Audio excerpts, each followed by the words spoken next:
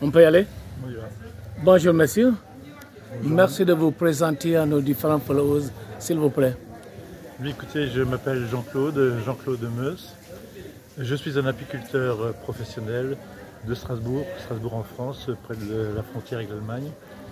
J'exerce depuis maintenant plus de 40 ans et je suis ici au Sénégal sur l'appel de l'entente des 3 départements pour mettre sur pied plusieurs éléments. Tout d'abord, il s'agit de la professionnalisation des apiculteurs ici. Deuxièmement, la structuration. Et troisièmement, la mise en place d'un congrès, un congrès de l'apiculture qui se tiendra au tout début décembre.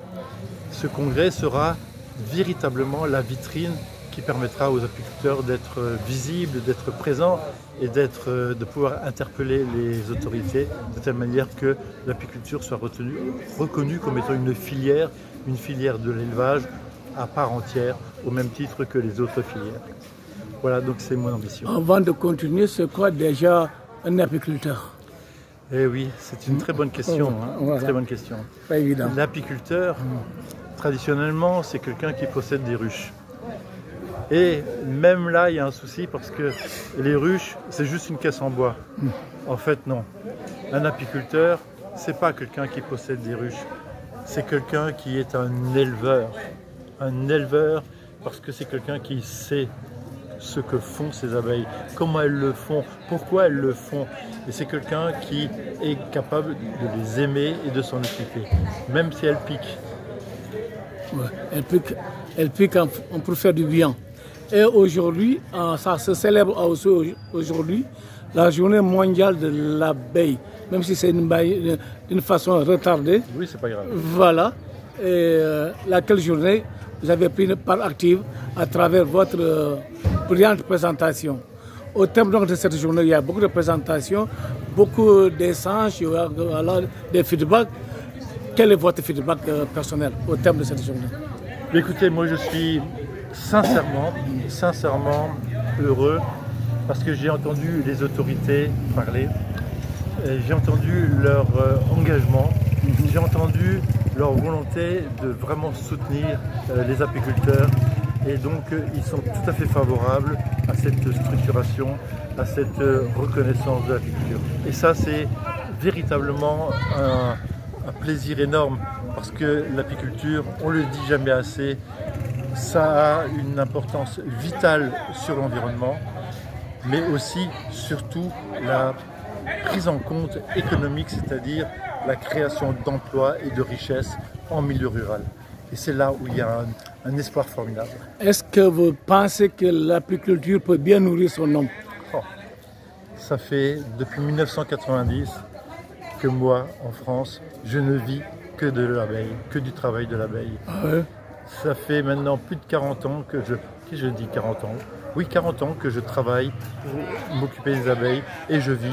Je ne suis pas riche, je ne suis pas multimillionnaire, mais je vis, je suis heureux et je sais que je contribue à la pérennité de cet environnement qui est en difficulté actuellement, grâce à l'abeille. Que serait le monde sans les abeilles?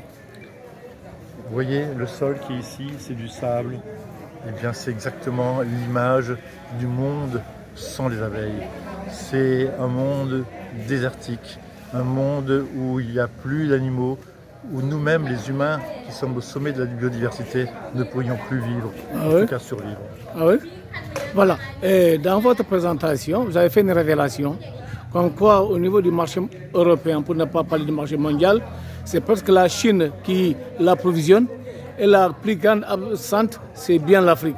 Alors que c'est un terreau propice à développer cette filière-là, surtout au niveau de la Casamance, notamment ici dans le département d'Oussouye. N'est-ce pas là un véritable paradoxe? Le paradoxe, c'est que l'abeille, l'Afrique, toute l'Afrique de l'Ouest, mais pas que, a un potentiel gigantesque. Parce que c'est un pays, ce sont des pays bénis des dieux.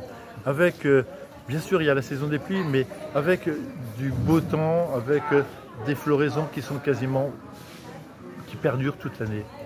Donc il y a un potentiel gigantesque de production de miel qui n'est pas effectué parce qu'il y a des problèmes de formation, des problèmes de compétences.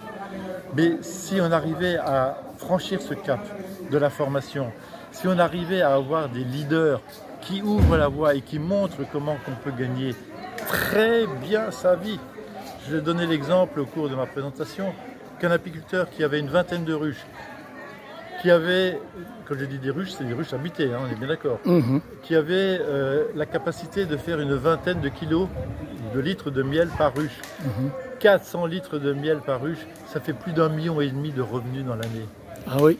Et ça coûte quoi? Ça coûte une demi-journée de travail par Seulement. semaine.